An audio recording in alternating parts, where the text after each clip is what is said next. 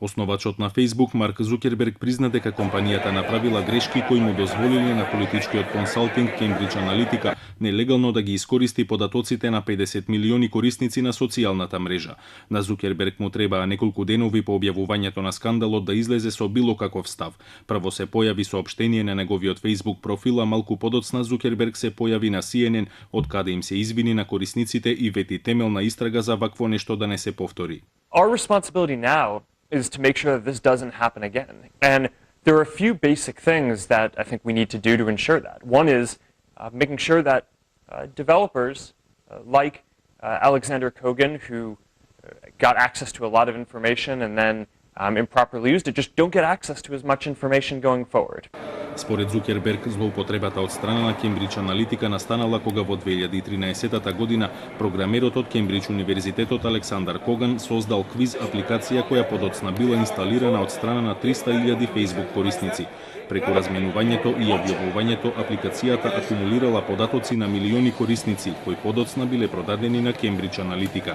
We're going to go now and investigate every app that has access to a large amount of information from before we lock down our platform. And if we detect any suspicious activity, we're going to do a full forensic audit.